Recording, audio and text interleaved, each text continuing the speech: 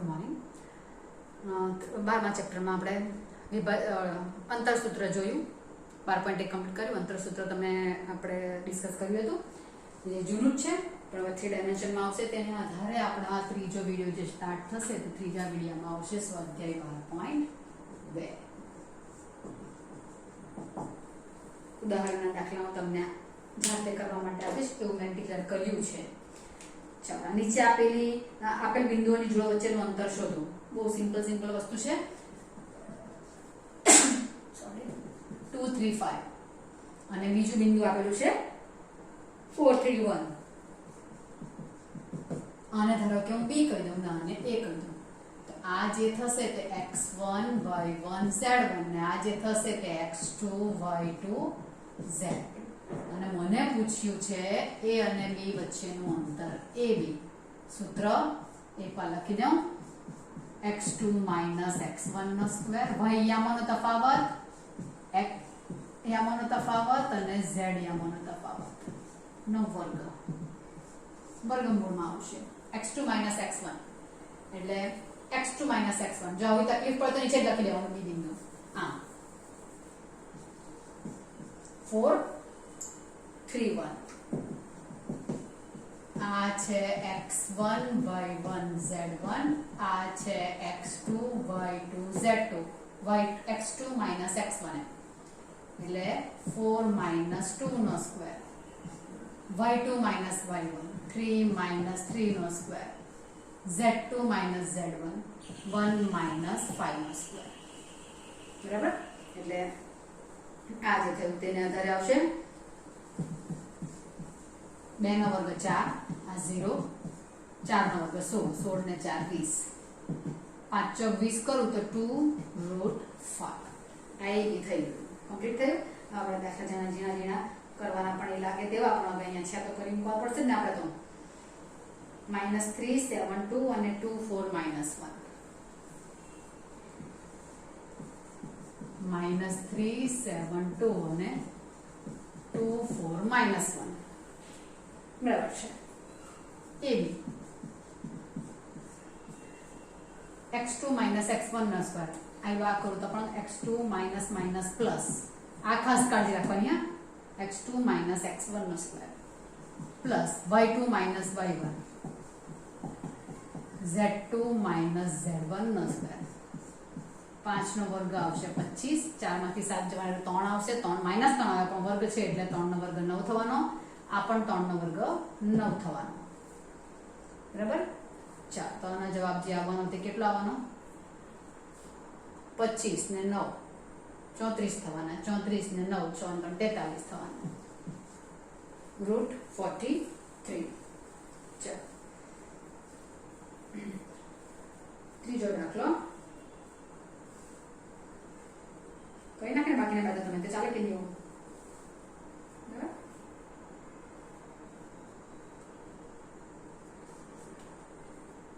ત્રીજો જવાબ તમે કઈ નાખજો. અંતરસૂત્ર લાવે કરી મૂકો. P આમ આપી દઉં, નામ બદલી કરું. -1 3 -4, -1 3 -4 અને Q કયું છે? 1 3 4, 1 3 4 અને PQ પૂછેલું છે.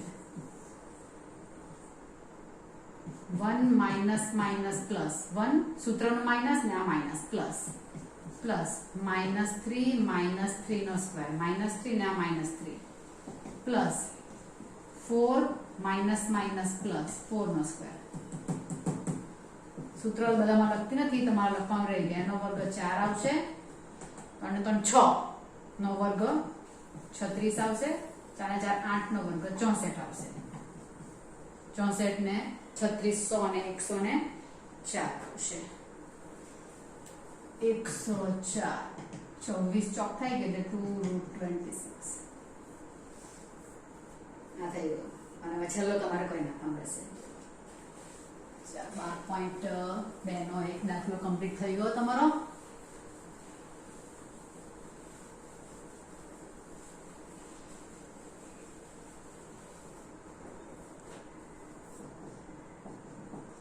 બીજો દાખલો साबित करो कि बिंदु आ समरेख है। ओके આવી ગયું જો બિંદુને નામ આપી દઉં હો ધારો કે આ બિંદુ 2 -2 3 5 છે, બી બિંદુ છે 1 2 3 અને સી બિંદુ છે 7 0 -1 7 0 -1 અને તમારે પ્રૂવ કરવાનું છે કે આ બે બિંદુઓ સમરેખ છે। તો આ ત્રણ બિંદુઓ સમરેખ ક્યારે કહેવાય? જો આ એબીસી સમરેખ હોય ને, આ હિન્ટ છે હા, એબીસી સમરેખ હોય તો શું થશે? એબી વત્તા બીસી બરાબર એસી થાય, અથવા તો એબી વત્તા બીસી એસી બરાબર બીસી થાય, અથવા તો એસી વત્તા બીસી બરાબર એબી થાય। આ ત્રણમાંથી કોઈ એક થશે, કોઈ બેનો સરવાળો। શું થશે સમરેખમાં? સમરેખમાં તમારી કન્ડિશન કંઈક આવી જાય કે બિંદુઓ સમરેખ એટલે ત્રણે ત્રણ એક જ લાઈન પર એમ, એટલે કોઈ પણ બે નો સરવાળો ત્રીજો બની જાય। આ વત્તા આ બરાબર આ, તેમાં તમારો સી આમ પણ આવી શકે કે આમાં સ્થાન તમારા આમ તેમ હોઈ શકે, એટલે કોઈ પણ બે અંતરોનો સરવાળો ત્રીજા અંતર બરાબર થાય તો આપણે કહી શકીએ કે એબી અને બીસી, એ બી અને સી સમરેખ છે। એટલે આ ત્રણ પૈકી કોઈ એકનું પાલન થવું જોઈએ। આ તમારી નોટ થઈ। એટલે હવે મારે શોધવું શું પડે પહેલા? તો કે પહેલા મારે શોધવું પડશે એબી। એબી એટલે વર્ગમૂળમાં, એબી એટલે આ બે થયા, x1 x2 ગમે તે લઈ શકો, -2 -1 એટલે -3 નો સ્ક્વેર થશે। આ તમે શોર્ટમાં કરી શકો છો, 3 -2 એટલે 1 નો સ્ક્વેર થશે, 5 -3 એટલે 2 નો સ્ક્વેર થશે, 9 + 1 + 4 √14 આ એબી થયું। હવે બીસી શોધું છું। બીસી શોધવું એટલે બી ને સી, 7 - 1 7 - 1 એટલે 6 નો સ્ક્વેર થશે, 0 - 2 એટલે -2 નો સ્ક્વેર થશે, -1 - 3 એટલે -4 નો સ્ક્વેર થશે। આવવાનું 36, આ 4 ને આવ્યા 16, આ 40 56 કમ્પ્લીટ। ચાલો એસી શોધીએ। એસી એટલે આ બે લેવાના, આ ને આ લોકોની બાદબાકી, 7 માઈનસ સૂત્રનું ને આ માઈનસ એટલે 7 + 2 એટલે 9 નો સ્ક્વેર, 0 - 3 -3 નો સ્ક્વેર, 3 0 0 - 3 બરાબર છે -1 ને -5। આપણે ચિહ્ન બરાબર ધ્યાનમાં રાખજો હા લોકોના। આ તમને 10th માં આવી ગયું એટલે થોડું સ્પીડમાં લખી છે। આ 81 આવવાના, આ 9 આવવાના ને આ આવવાના 36, આ 90 થવાના, 90 ને પહેલા 30 કરીએ તો આવશે 100 120 અને એલા થવાના 126। એટલે તમારી પાસે જે આવવાનું તે હવે કયા બેનો સરવાળો કોણ તે? તો આ 14 ચોક 56 થાય ને, 2√14 થવાના પેલા 14 ચોક પ્રમાણે કરીએ તો, ને આ થવાના તે 14 ને 9 9 ચોક 36 ને 9 10 11 12 એટલે 3√14 થાય છે।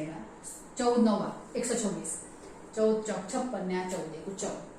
તો હવે આ મૂલ્ય તમારે ધ્યાનમાં રાખવાનું। મેં આવું કર્યું, બધા √14 માં લાવ્યા, 1√14, આ 2√14 ને આ 3√14। તો આ બે નો સરવાળો આ થઈ જશે ને, તો અહીંયામાંથી લખાશે √14 + 2√14 = શું થશે? 3√14। આ 1 ને 2 ને 1 3 એમ, આ તમારા x જેવો કહેવાય એમ, 1√14 ને 2√14 એટલે 3√14 થઈ ગયા। પણ √14 એટલે કેટલા છે? AB વત્તા 2√14 એટલે BC ને આ કોણ થવાનું? AC। AB વત્તા BC, આ B બંને બાજુ આવ્યો એટલે B વચ્ચે આવશે, A ને C ની વચ્ચે B આવશે, જે નંબર બંનેમાં દેખાય તે વચ્ચે। આમાં A વચ્ચે દેખાય છે એટલે આ કરવું હોય તો B A C, આમાં C છે એટલે A C B। કયું બિંદુ વચ્ચે છે બેની વચ્ચે તે જો નિકટ કરવું હોય તો જે મૂળાક્ષર તમારો, જે અંગ્રેજી મૂળાક્ષર બે વાર દેખાતો હોય ને બંનેમાં તે વચ્ચે આવે, બાકીના બેની વચ્ચે। AC આવ્યો સરવાળો તો B વચ્ચે, BC તો અહીંયા A વચ્ચે ને અહીંયા AB તો અહીંયા C વચ્ચે, એવું તમે લખી શકો છો। એટલે આ થયું સમરેખ માટે એ બી અને સી સમરેખ હોય તેવો દાખલો. અને તમને ત્રિકોણ માટે કહ્યું હોય તો આ કોઈ બેનો સરવાળો ત્રીજા બરાબર નહીં થતો હોય તો ત્રિકોણ રચાશે, કારણ કે 3 બિંદુ આપે તો શક્યતા બે, ક્યાં તો એક બિંદુ સમરેખ હશે, ક્યાં તો એમાંથી ત્રિકોણ રચાશે. પણ ત્રિકોણ કેવો તે પાછું બાજુ પર ડિપેન્ડ કરે. બે બાજુઓ સરખી આવે તો સમદ્વિ બાજુ આવશે, 3 સરખી આવે તો સમબાજુ આવશે, અને 3 અલગ આવશે તો વિષમ બાજુ આવશે. અને કોઈ બેનો વર્ગ ત્રીજાના વર્ગ બરાબર થશે સરવાળો તો કાટકોણ ત્રિકોણ થઈ જશે. આ વાત તમારા પ્રશ્ન. એના પછીનામાં હશે જેવા દાખલા હશે. નીચે આપેલ વિધાન ચકાસો. ત્રીજો પ્રશ્ન જેવો છે.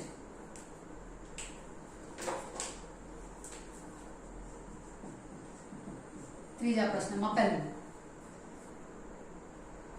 3 બિંદુ આપેલા છે, સમદ્વિ ત્રિકોણના શિરોબિંદુઓ છે એવું તમને કહ્યું. શોધવા પડે આપણે તો 0 7 10 કે શું કીધું, -10 છે. હો બી છે 1 6 -6 1 6 -6 અને સી છે 4 9 -6.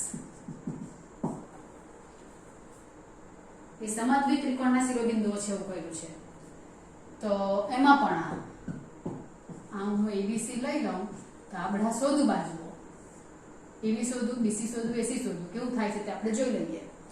ચાલો પહેલા હું એબી શોધું એટલે એ ને બી ના યામોનો તફાવતને વર્ગ, 1 - 0 નો વર્ગ એટલે 1 નો વર્ગ આવશે, 6 - 7 નો વર્ગ એટલે -1 નો વર્ગ આવશે, -6 - +10 એટલે -4 નો વર્ગ આવશે. બે ડાયરેક્ટ કરને 1 + 1 + 16 17 ને 18 રૂટ 18 એટલે 9 દુ 18 લખાય ને, 9 એટલે 3 રૂટ 2. આ રીતે કરું છું. તેમાં 9 નું વર્ગમૂળ 3 આવે એટલે 3 રૂટ 2 એમ. આ થયું. એ બી નું મને માપ મળી ગયું. હવે બીસી શોધું. બીસી એટલે આ બે લાઈન્સ. 4 - 1 3 નો સ્ક્વેર, 9 - 6 3 નો સ્ક્વેર, -6 - +6 એટલે 0 નો સ્ક્વેર, 9 + 9 એટલે એ પણ 18 થયા એટલે 3 રૂટ 2. બે બાજુ સરખી આવી એટલે સમદ્વિ બાજુ અત્યારે તો કહી શકાય, પણ ત્રીજી શોધ્યા પછી ખબર પડે. એસી એટલે એને સી આ બે લેવાના આવે. 4 - 0 9 - 7 -6 + 10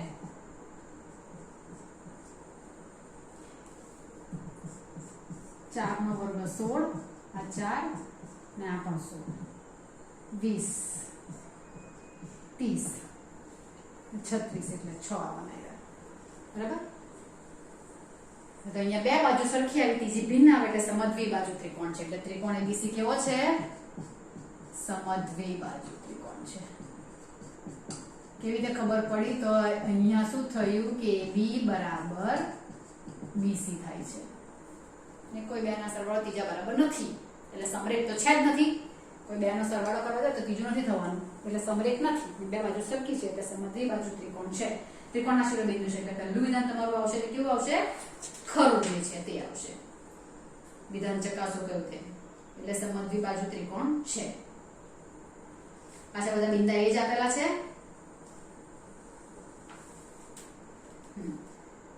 0 7 10 ને -1 6 જરાક બદલેલા છે, પણ બધા મૂલ્ય તો તમારા આ રીતના થવાના છે. રૂટ 18 ABBC જરાક કામ તેમ થશે. ચાલો બીજો ત્રીજો દાખલો પણ જરાક જોવા જેવો લાગે તો જોઈ લઈએ.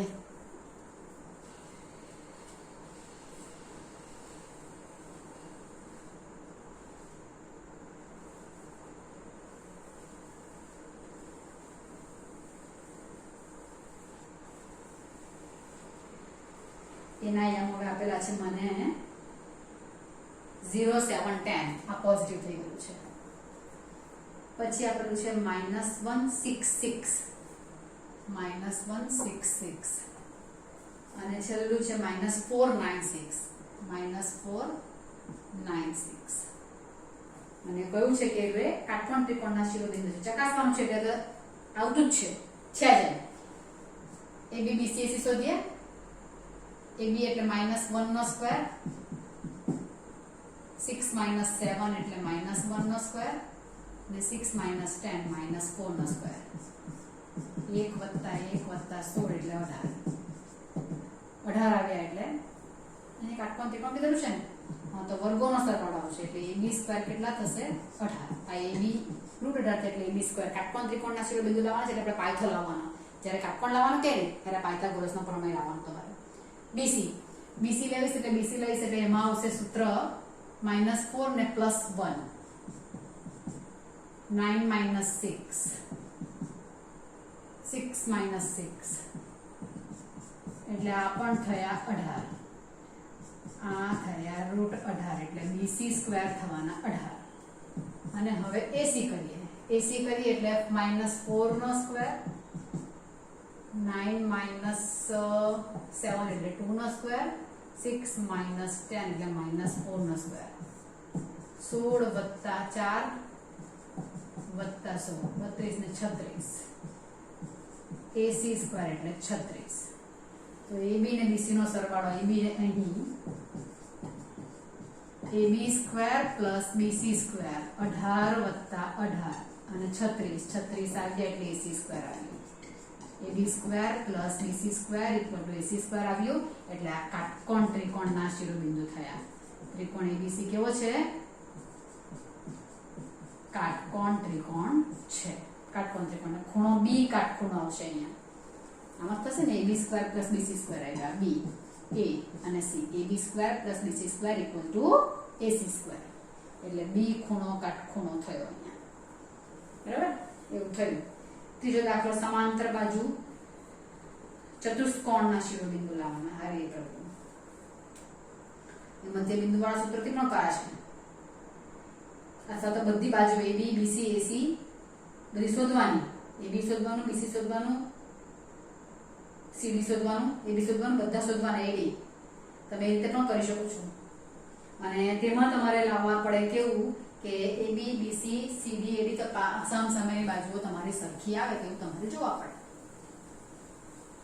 અને મધ્યબિંદુથી પણ થશે કે વિકર્ણ દુભાગે વાળું.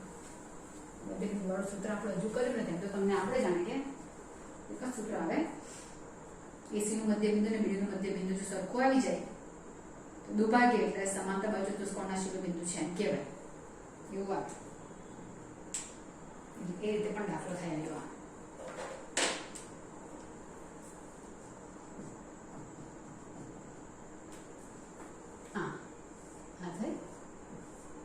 ધારો કે આવું હશે ABCD મેં નામ આપી દઉં.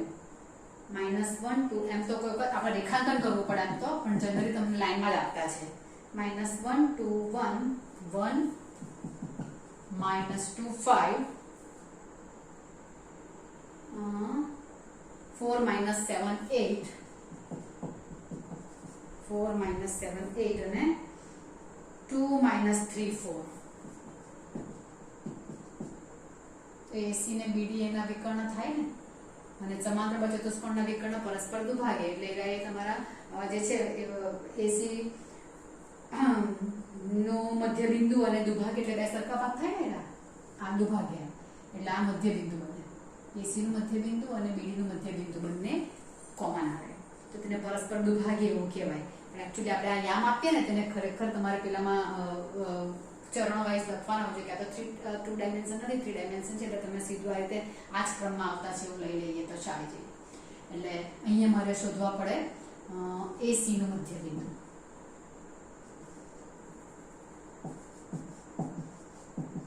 AC નું મધ્યબિંદુનું સૂત્ર શું છે તો કે મને જો કોઈ લાઈન આપેલી હોય તેનું મધ્યબિંદુ સૂત્ર તેના બંને યામોનો બંને x યામોનો સરવાળો બાય 2 અને y યામોનો સરવાળો બાય 2. તો અહીંયા ત્રીજું પણ આવે છે તેના સરવાળો બાય 2 એટલે સૂત્ર શું આવશે x1 પ્લસ કેમ કે આ તમારા AC માં મેં નામ આપી દઉં તો આ x1 y1 z1 x2 y2 z2 x3 y3 z3 એટલે x1 plus x3 by 2 y1 plus y3 by 2 અને z1 પ્લસ z3 બાય 2 અને x1 y1 z1 કહું x2 y2 z2 કહું x3 y3 z3 કહું અને x4 y4 z4 કહું તો આ બેનો સરવાળો બાય 2 આ તમારું સૂત્ર તમે આટલું કરેલું છે x1 + x2 by 2 y1 + y2 by 2 ત્રીજું અંદર એડ કરવા પડે બીજું કંઈ નહીં એટલે -1 + 4 બાય 2 2 -7 બાય 2 1 + 8 બાય 2 એટલે આવશે આ 3 by 2 -5 by 2 9 by 2 3 by 2 -5 by 2 9 by 2 આવું થશે અને હવે મારે શોધવાનું BD નું તો BD નું પણ આ જ આવવું જોઈએ તો કહી શકાય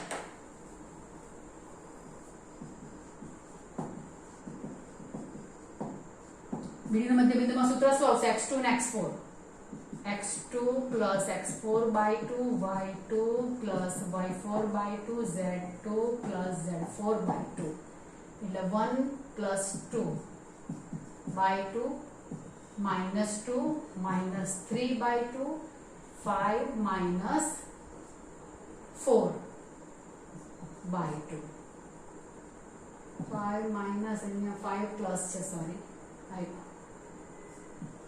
3 by 2 -5 by 2 9 by 2 તો AC નું મધ્યબિંદુ અને BD નું મધ્યબિંદુ બંને સેમ આવ્યા એટલે લખાશે માંથી લખાશે કારણ કે આ બંને મધ્યબિંદુ સેમ આવ્યા એટલે AC અને BD પરસ્પર દુભાગે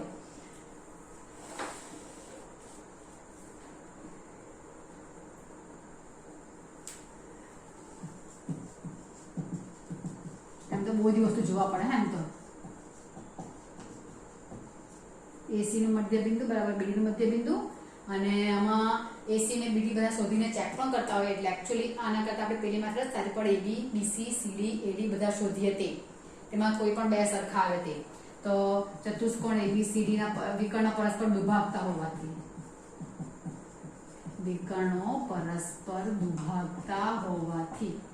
આમાં સમતલીય બતાવવા પડે મારે ABCD समांतर बाजू चतुष्कोण છે ABCD समांतर बाजू चतुष्कोण છે આમાં एक्चुअली એવું કરવું પડે કે ABCD સમરેખ નથી એટલે AB BC CD AD શોધવા પડે કોઈ પણ બેનો સરવાળો ત્રીજા બરાબર થતો નથી એટલે સમરેખ નથી એક જ સમતલમાં આવેલા છે અને પછી એ ચતુષ્કોણ તમારો સમાંતર બાજુ ચતુષ્કોણ કહી શકાય એવું આખું સ્ટેટમેન્ટ આવે તમારે વસ્તુ કેટલી પ્રૂવ કરવી પડે કે પરસ્પર દુભાગે AC અને BD સમતલીય છે એટલે એક જ સમતલમાં આવેલા છે એટલે સ્ટેટમેન્ટ તમારો આવે કે AC અને BD એક જ સમતલમાં આવેલા છે એટલે ABCD તમારા એક જ સમતલના શિરોબિંદુઓ થઈ જશે એક જ સમતલના બિંદુઓ થઈ જશે કોઈ પણ ત્રણ બિંદુ સમરેખ નથી અને તેથી સમાંતર બાજુ ચતુષ્કોણ આવ્યા થશે એવું તમે લખી શકો બરાબર અને બીજો બે તમારે AB શોધવાનું BC શોધવાનું CD શોધવાનું AD શોધવાનું AB BC CD AD આ બે સરખાવવા જોઈએ એટલે સમાંતર બાજુ ચતુષ્કોણ એટલે સમાંતર બાજુમાં પાસ સામસામેની બાજુઓ ના માપ સરખાવવા છે એટલે તે પ્રમાણે તમે કરી શકો છો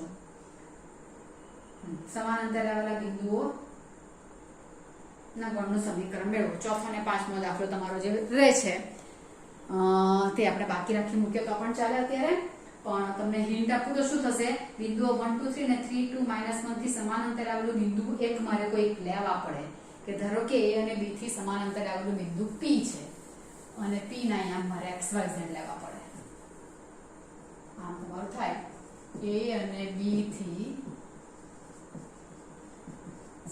સમાન અંતરે આવેલ બિંદુ ધારો કે PXYZ છે એટલે ગુજરાતીમાં લખી દઉં પણ શું લખાશે AP = BP A અને B થી સમાન અંતરે બિંદુ P એટલે AP અને BP બંને કેવા છે સરખા છે અને હવે મારે બિંદુ પરનું સમીકરણ મેળવવાનું સમીકરણમાં મેં રૂટ રવા દઉં તો પણ ચાલે ને રૂટ દૂર કરવું હોય તો AP² = BP² આમ થઈ જશે એટલે હું છાપું ને AP માં A થી P નું અંતર એના અહીંયા મને આપેલા છે એના અહીંયા કયા આપેલા છે મને 1 2 3 અને B ના અહીંયા આપેલા છે 3 2 -1